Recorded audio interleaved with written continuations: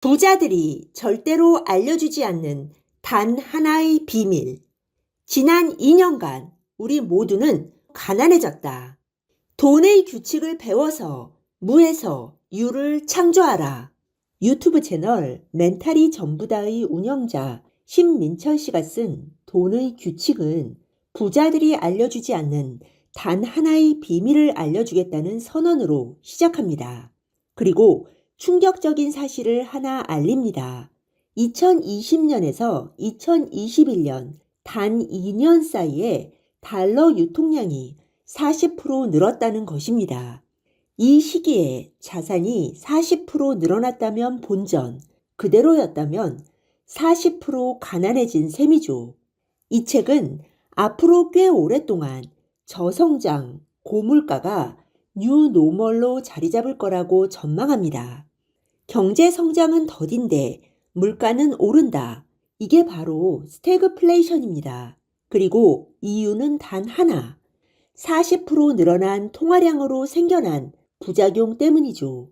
단기간에 사상 최대 규모의 통화량을 풀었기 때문에 세계 경제가 이 통화량을 흡수하고 소화할 때까지 사람들은 높은 물가와 낮은 경제 성장률을 감내할 수밖에 없다는 이야기입니다.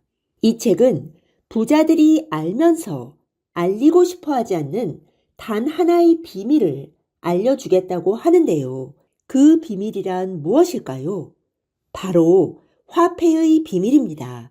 법정 화폐는 시간이 갈수록 가치가 떨어지니 화폐가 비쌀 때 빌려서 자산으로 바꾸고 화폐가 싸질 때 빌린 화폐를 다시 갚으라는 것입니다. 돈의 가치는 곧 금리입니다. 그러니 화폐가 비쌀 때라는 것은 고금리 상황을 말하죠. 금리가 높을 때 돈을 빌려서 그 돈으로 자산을 사고 화폐가 쌀 때, 즉 금리가 낮을 때 그 자산을 팔아서 대출을 갚으라는 말입니다. 일반적으로는 쌀 때 사서 비쌀 때 파는 게 투자이자 재테크의 정석으로 알고 있죠. 그런 측면에서 이 책이 말하는 비밀은 왠지 거꾸로인 것 같지 않은가요? 금리가 비쌀 때 대출을 내어 자산을 사라니 말이죠. 그런데 그렇지가 않습니다. 이 명제는 모든 종류의 재테크와 투자를 하기 전에 반드시 기억해야 할 핵심 명제입니다. 이 책은 이것이 바로 부자들이 알면서 알리고 싶어 하지 않는 돈의 규칙이라고 말합니다. 어떻게 그런 명제가 성립하는지 설명드릴게요. 금리가 6%일 때 1억을 대출받아서 1억짜리 자산에 투자한다고 가정해 봅니다. 금리가 6%에서 2%로 내려가면 돈 가치가 3배로 감소한 셈이니 1억짜리 자산의 가격은 3억이 됩니다. 결국 돈이 싸졌기 때문에 그 반대 급부로 자산이 비싸진 셈입니다.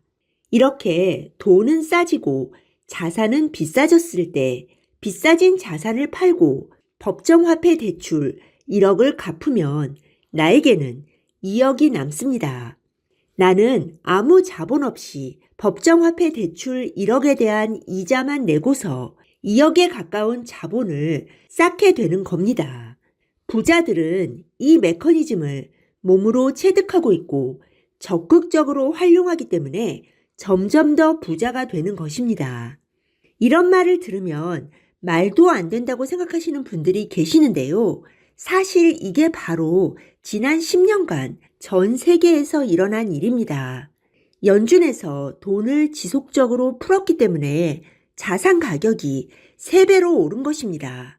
자산이 특별히 귀해졌거나 투자자가 갑자기 늘어나서가 아니라 그저 금리가 3분의 1 토막이 났기 때문에 자산 가격이 3배로 튀어오른 겁니다.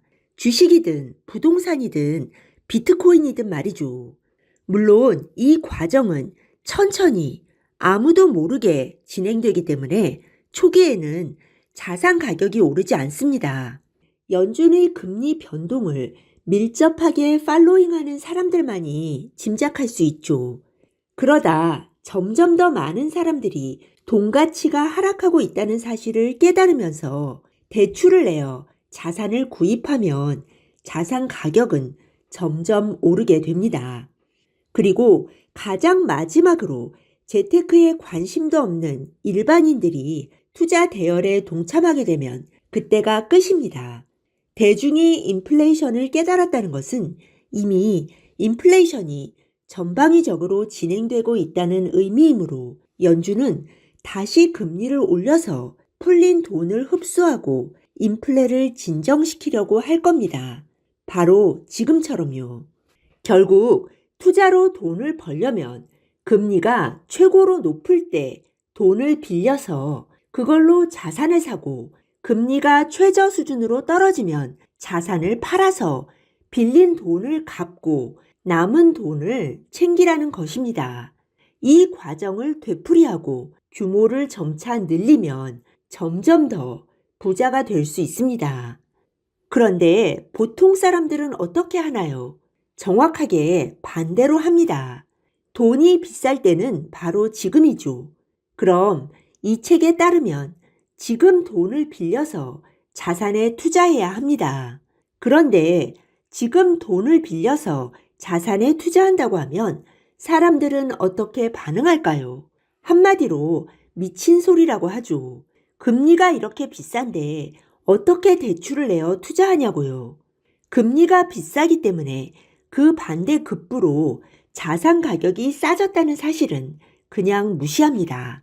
그리고는 이대로 몇 년이 지나서 금리가 바닥일 때, 즉 돈을 빌려도 부담이 별로 없을 때 비로소 대출을 내어 자산을 삽니다. 이미 돈은 싸질 대로 싸져 있고 그 반대 급부로 자산은 비싸질 대로 비싸져 있는데 말이죠. 물론 보통 사람들이 그렇게 할 수밖에 없는 이유들이 있습니다. 금리가 높을 때 당장 대출이자를 감당할 능력이나 배짱이 없기 때문이죠. 이해는 되지만 자본주의 사회에서 갈수록 가난해지지 않으려면 생각의 메커니즘을 바꿔야 합니다. 이 책이 말하는 대로 돈의 규칙을 이해하고 그 규칙에 따라 행동해야 최소한 손해를 보지 않을 수 있습니다. 네, 오늘 들려드린 내용이 도움이 되셨다면 구독 버튼, 좋아요 버튼 꾹 눌러주세요. 그리고 알람 버튼도 꾹 눌러주세요. 지식퀸의 새 영상이 올라오면 제일 먼저 받아보실 수 있습니다. 감사합니다. 다음에 또 만나요.